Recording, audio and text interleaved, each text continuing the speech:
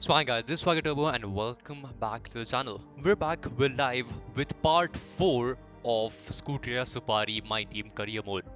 Obviously, as you can see on screen right now, we have a brand new livery. Obviously, the color scheme is going to be the exact same, and the livery is also actually pretty much the same, but we have swapped the way the whole car looks. So we have the chrome on top and the red on the side.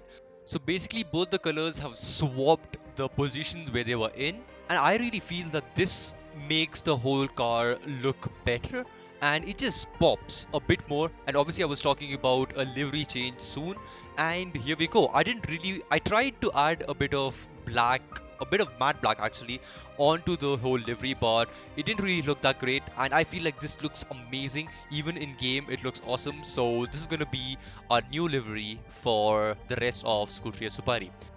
Getting into the advancing part now, we already have a few updates that we're supposed to get through, but it's already red. We already failed the first ever upgrade that we are supposed to get. Obviously, it's the energy store cell positioning, which is actually pretty important for our, unlocking the better upgrades, which is super sad because to the time I don't get this on now, which will take obviously, more than a whole race now. So I have to wait after this race, only then I can put another chassis upgrade because we don't really have a spec 2 in chassis.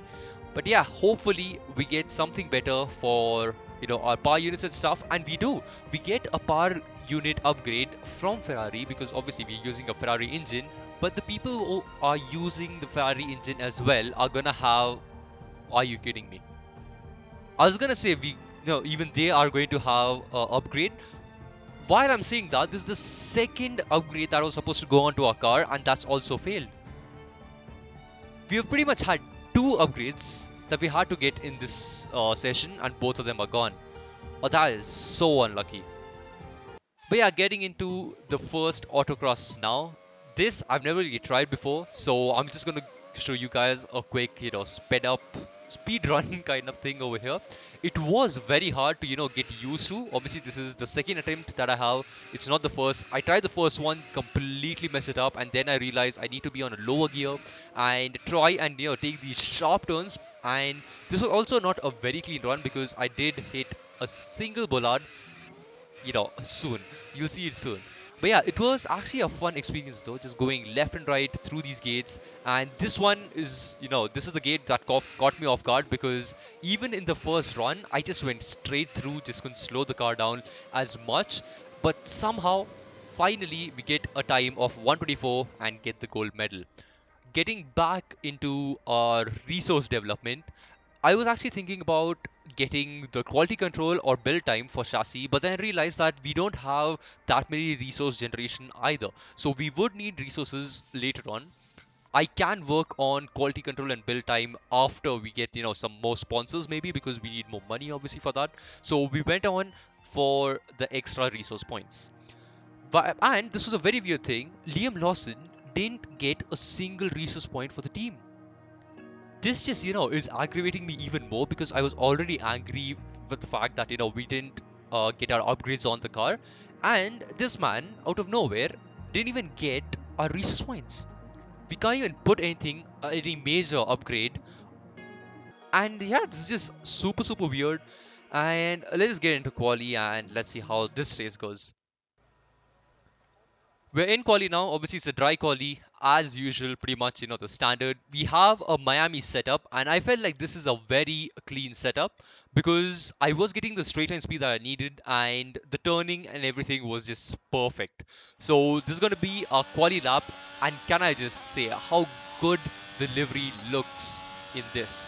It's like I didn't really expect, to have this much of a difference because going from red on top to chrome on top and red on the bottom, it actually just highlights the car much more than I was actually expecting, because earlier on it used to just blend in, look a little bit like a offbeat Alfa Romeo, whereas now it is actually a very good looking car. And yeah, I'm just in love with the livery. Do let me know down in the comments what you guys think about this livery because I really like it. I actually feel like this one is way better than what we had before. And while I'm talking about this, the game has had a patch of where they the more like nerf the AI and the straight line speed area, like coming out of slow corners and stuff, which I didn't really, feel in Ebola. So this is on 79 AI, and if you see on the top left, we are ninth right now in qualifying. Obviously, it's between ninth and 10th. Go slightly wide here through the Mickey Mouse section, but yeah, going on to the main straight now, we are 8th, which is kind of crazy because this car is nowhere even close to getting into Q3. But it's somewhat like Haas in real life where they don't have that good of a car, but just some tracks suit the car more than the others. So Imola was an absolute carnage. It was very, very bad for us. But whereas in Miami, the car and the track both suit me pretty well. So yeah, by the end of this lap, I actually finished ninth. This car is no way even close to being ninth, but yeah, I was surprised that we finished ninth in a quali in Miami. So as you can see here, Charles is obviously on pole, Perez second, who's actually a proper title contender, and the difference between us and the teammate is 1 second, which is crazy. It's time to take a look at our starting grid for today's race. Charles Leclerc lines up on pole position. Sergio Perez lines up alongside. Looking down the rest of the grid, we have Sainz, Verstappen, George Russell and Hamilton, Norris, Ricciardo, Kumar and Fernando Alonso, Ocon, Gasly, Valtteri Bottas and Magnussen, Tsunoda, Mick Schumacher, Guan Yu Zhou and Sebastian Vettel, Liam Lawson, Albon, Stroll and Nicholas Latifi. Which of these talented drivers will come out on top today? Talking about the AI level now, we actually had the AI set on 79. I, went and checked it out. It was on 79, which was surprising because we still got ninth, and we were on 79 level AI even in Imola. So I don't know what happened, but I bumped the AI up to 81 now. So we might be slightly slower compared to the people around us, but at least it'll put us in the place where we are supposed to be. And again, getting a perfect entry and just a grid slot pretty much for this race. I am so hyped for Miami. As I said earlier, all the new layouts are just amazing. Really, really love the new layouts, even Miami. But yeah, here we go. It's fire and lights for the Miami Grand Prix, and we are off. I forgot to mention that it's going to be a wet race, so we are starting on the inters right now. Both the Alpines actually going just past me instantly. They get an amazing start. We go down the inside, go into neutral by mistake, try and stick it around the outside. We get tapped on the inside by Ocon, I believe that is, and he loses his front wing, which is unfortunate for him. We gave him as much space as I could, and we are in ninth even now. So we maintain a position which is kind of nice. This is going to be very hard to keep Alonso behind us because obviously he's an Alpine, which is slightly faster than us, but it's raining. So we have a slight chance of actually keeping him behind us because he won't be getting DRS. So just by using a bit of ERS and maybe cutting the slipstream from him, we might be able to stay in front of him. Getting to the end of lap 1 actually, Alonso getting an amazing exit. We are using all of our ERS, and then I just realized there's no point of me actually dumping more ERS because at this point we're just wasting ERS. So we conserve a little bit, go down the inside of Alonso though. He overtook us cleanly. We also overtook him back cleanly, going down the inside, and that's a move well done because there was no contact involved, but Alonso actually went into the pits. So I think maybe he grazed his front wing, and the AI being AI, they just go into the pits and try and replace the whole front wing. So right now we have Bottas behind us, Norris in front. Norris is already 1.2 seconds ahead of us, and I don't think we'll be able to catch him up because McLaren are in a different league. Cutting to the end of lap 2 now, Bottas is behind us and getting an amazing run. Again, just the AI being super quick, and this is without even them having DRS. So obviously we're going to try the same thing again, going down the inside, and I feel like Bottas already has a bit of damage on his front wing. I saw a small scar on Bottas's front wing, but I think I could be wrong there. But if he does have that slight front wing damage, he might either go slow or he might actually pit. because the AI do go into the pits for just slight bits of damage, or even a slight scrape on the front wing. They're like, oh my god, I can't drive this car, go into the pits. That's exactly what Alonso did, so even Bottas could do that. But getting into the end of lap 5 now, Bottas has not pit, and he's super close to us, only 3 tenths between us and Bottas, and Gasly is like 1 second behind us, 8 tenths and 7 tenths as we speak right now. He is super close, and obviously he's the rival. We have a slight bit of more contact over here, and we can see the imminent damage on the front right end plate of Bottas. We're going around the outside though, give him as much space as possible. I want to try and keep this as clean as possible, obviously, as usual. And Bottas does slot in behind us and in front of Gasly, which is the main rival as of now, because obviously he's our in-game rival. We're gonna try and defeat him if we can. He obviously is in a slightly faster car, not too much though, and I feel like because it's raining, we have a great chance of keeping this car in front of Gasly, because even if we don't get points and we are in front of Gasly, at least we'll be able to get a few rivalry points and maybe a bit of acclaim.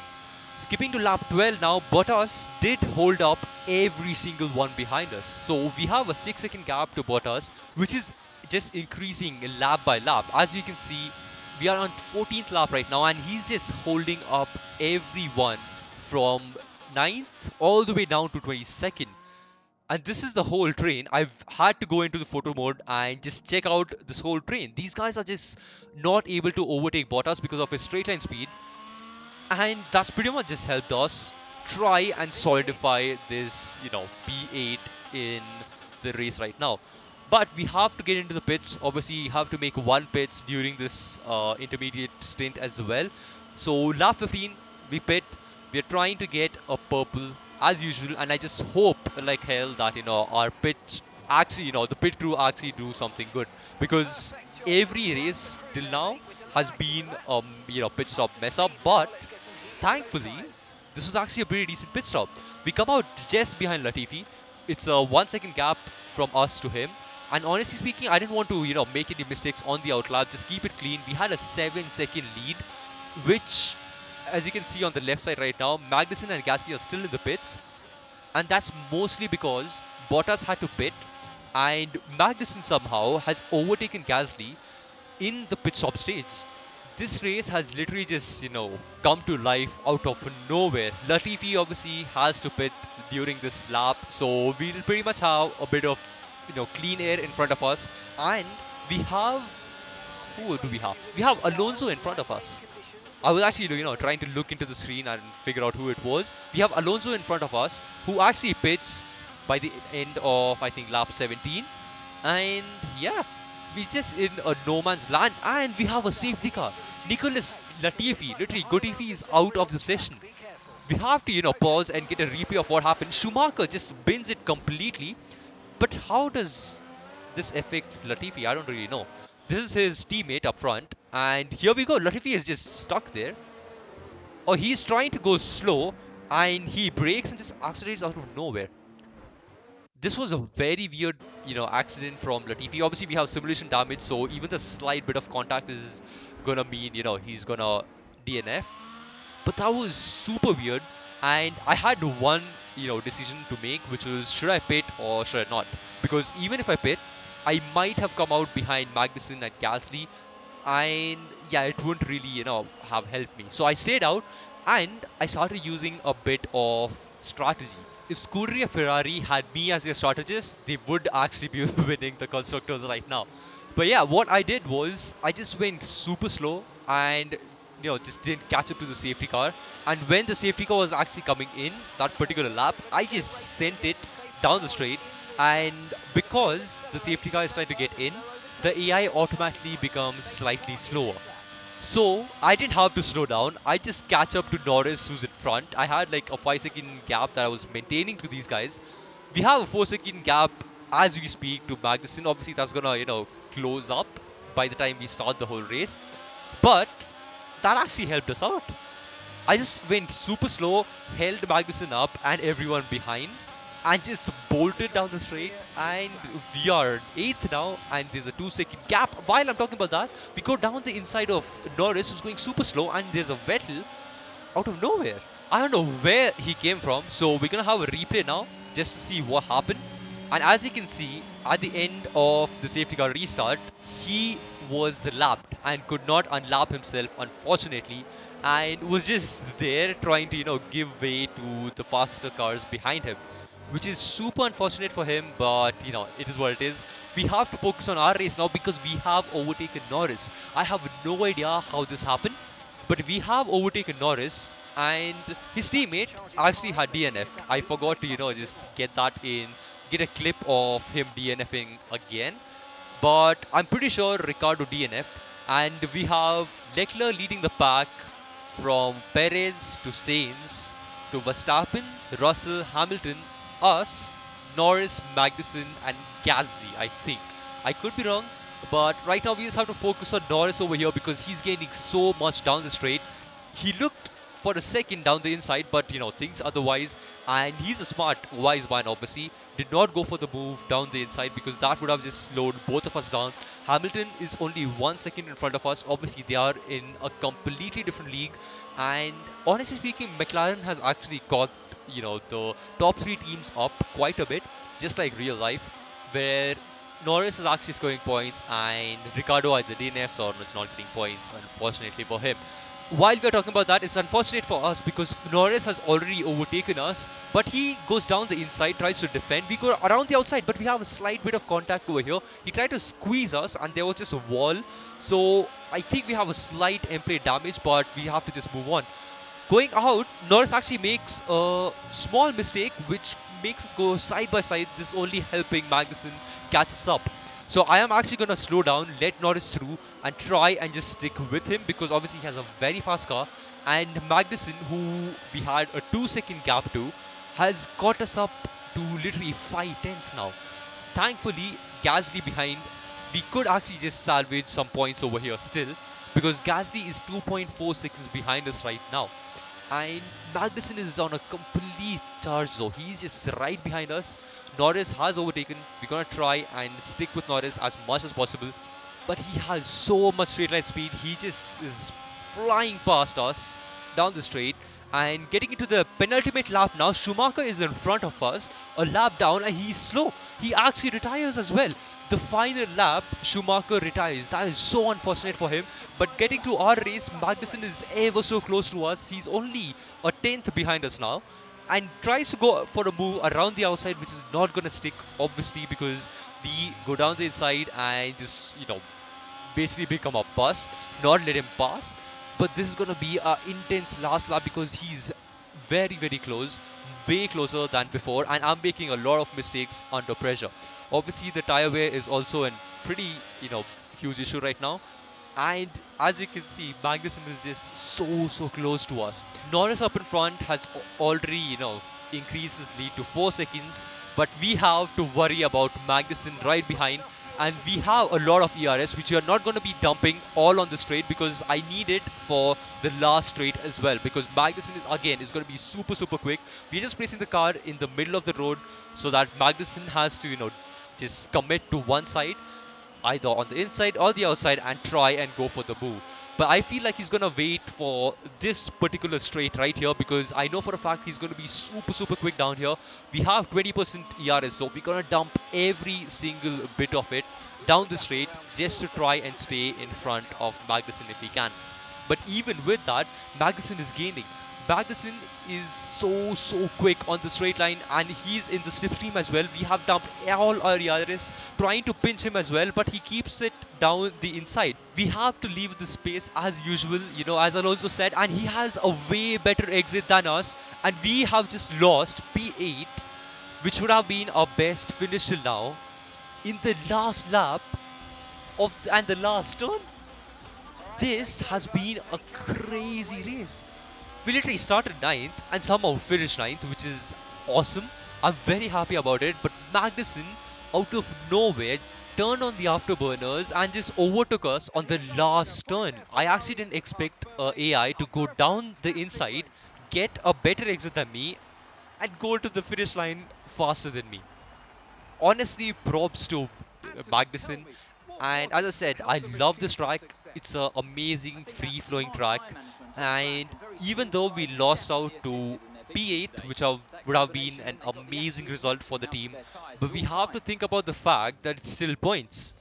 We literally went from 22nd in Imola to points, a points finish, literally 2 points in Miami, which is amazing. It's crazy. Obviously, Leclerc won this race from Perez to Sainz, which basically just means that Ferrari is back. If they don't mess up like real life, they actually have a very good chance of the Constructors' Championship this time around.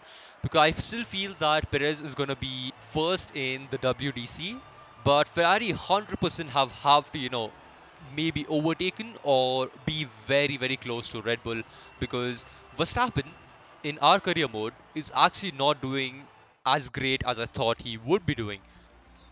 But yeah, Perez is absolutely Well, after just this round flying. of the World We get Championship, here's how ninth, things look in the 2 points drivers' for table. SCUTERIA Charles SUPARI, which Leclerc is is still the crazy. lead of the And the standings best part after is today's we outstanding beat Pierre result. Gasly, Now, let's who's discuss our it. Who rival, would you and say he is didn't the even get contender points, for driver of which the is day? just even better. But yeah, let's just quickly go down two standings and check it out. Charles Leclerc has actually overtaken Perez now. There's a 33-point gap from Max to Perez, which is, again, it just blows my mind to see that Perez is actually doing well. And the Constructors' Championship is also very, very close. It's only 10-point difference between the Red Bull and the Ferrari. Anyone could be winning this Constructors in our career mode. But if you guys did enjoy this part of SCUTERIA SUPARI, my team career mode, make sure to leave a like, subscribe to the channel, and I'll see you guys in the next one. Goodbye and peace.